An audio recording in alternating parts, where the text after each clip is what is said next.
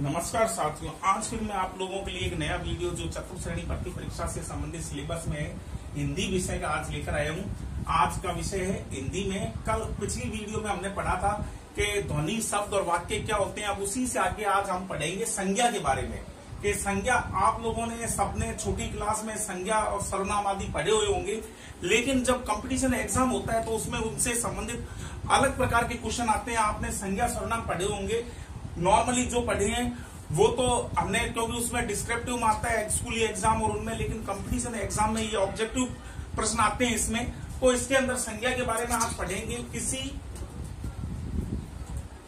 वस्तु, स्थान, किसी वस्तु, स्थान आदि के नाम को क्या कहते हैं? जंतु, प्राणी आदि के नाम के द्योतक या को क्या कहते हैं?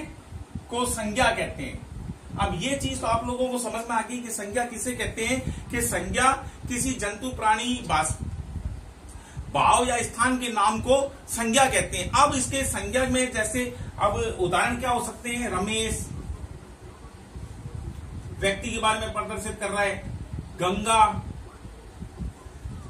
आदि, ये जो भी है नाम, किसी भी के नाम, किसी वस्तु, स्थान, जंतु, प्राणी के नाम को क्या कहते हैं? संज्ञा कहते हैं। ये चीज आप लोगों को समझ में आ गई होगी। अब हिमालय, गाय, जयपुर आदि शहर, ये सब क्या कहलाएंगे? संज्ञा कहलाएंगे। अब संज्ञा के प्रकार, अब संज्ञा के कितने प्रकार होते हैं? संज्ञा के 3 प्रकार होते हैं। प्रकार कितने हैं? 3। पहला है व्यक्तिवाचक, यानी व्यक्तिवाचक मतलब पर्सनल, व्यक्तिवाचक, यानी जो व्यक्ति के बारे में करे वो क्या कहलाएगा? व्यक्तिवाचक संज्ञा कहलाएगी। जैसे मोहन, राम, है ना, ये सब क्या कहलाएंगे? व्यक्तिवाचक संज्ञाएं कहलाएंगी। अब दूसरी आती है जातिवाचक। अब दूसरी है जातिवाचक, मतलब वो पूरी जाति को बताता है।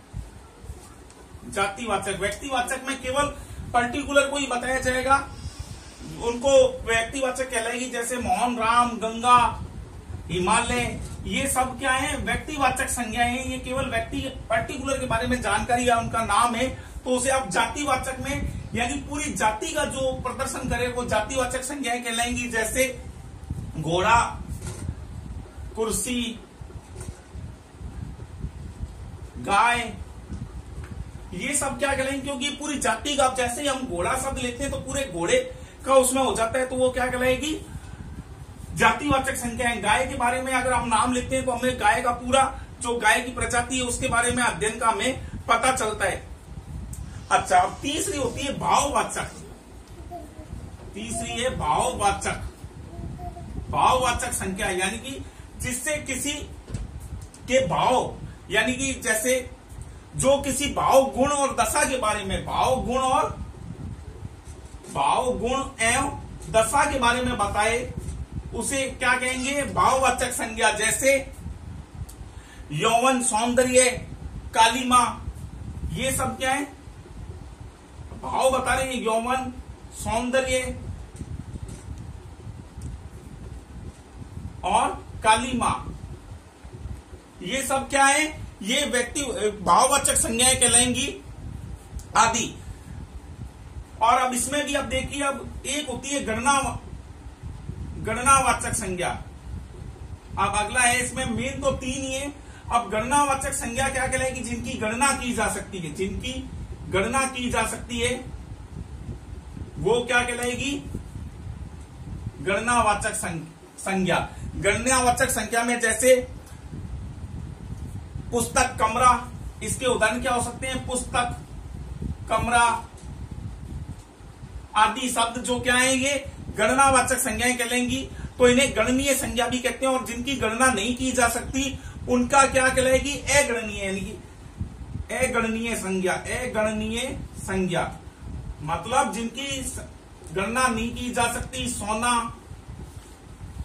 पानी, सोना, पानी और प्रेम, ये सब क्या है? अगणनीय। कि कितना प्रेम किया जाता है, अब इसकी कोई गणना नहीं की जा सकती। सोना कितना सोया जा सकता है, या सोना कितना, और प्रेम पानी की भी गणना नहीं की सकती, इसलिए इन्हें हम क्या कहते हैं, गणनावाचक, अगणनीय वाचक संज्ञा। तो अब आप लोगों को समझ में आ गया होगा कि क्या क्या चीजें हैं, कि संज्ञा के बारे में हमें पहले किसी वस्तु, स्थान, जंतु, प्राणी के नाम को क्या कहा जाता है, संज्ञा। किसी भी वस्तु, प्राणी, स्थान आदि के नाम को संज्ञा कहते हैं। अब रमेश, गंगा, और ये तो क्या है, संज्ञा। अब इसके कितने प्रकार हैं, इसके 3 प्रकार हैं, कि कौन कौन से। व्यक्तिवाचक मतलब पर्टिकुलर किसी के बारे में इंगित करना हो तो मोहन, राम, गंगा, हिमालय आदि, ये सब क्या है, व्यक्तिवाचक। यानी मोहन लेते ही हमें केवल मोहन का ही पता चलता है, मोहन नाम के लड़के के बारे में बात की जा रही है। राम है तो राम के बारे में बात की जा रही है, और गंगा तो गंगा नदियां इतनी है, लेकिन उनमें केवल पर्टिकुलर गंगा नदी का ही हमें बात कर रहे हैं। हिमालय है तो पर्वत बहुत है, लेकिन केवल हम हिमालय के पर्वत के बारे में ही बात करें, तो इसलिए ये क्या कहलाएगी, व्यक्तिवाचक। अब जातिवाचक में पूरी जाति समूह का आ जाता है, तो जैसे घोड़ा, कुर्सी, गाय आदि, ये सब क्या है, व्यक्तिवाचक, क्योंकि घोड़ा नाम लेते ही हमें पूरी घोड़ा जाति के बारे में हम बात कर रहे हैं, और कुर्सी तो कुर्सी के बारे में, जितनी भी प्रकार की चेयर उन सब के बारे में बात, और गाय है तो गाय की जाति के बारे में ही हम बात कर रहे हैं। भाववाचक ऐसी, जो भाववाचक क्या होते हैं, जो कि दिखाई नहीं देते लेकिन उनका अस्तित्व होता है, जैसे हंसना, रोना, गुण आदि। गुण, दशा, भाव, गुण और दशा के बारे में जो बताते हैं वो क्या कहलाएंगे, भाववाचक संज्ञा। जैसे यौवन, सौंदर्य, कालीमा आदि क्या कहलाएंगे, भाववाचक संज्ञाएं।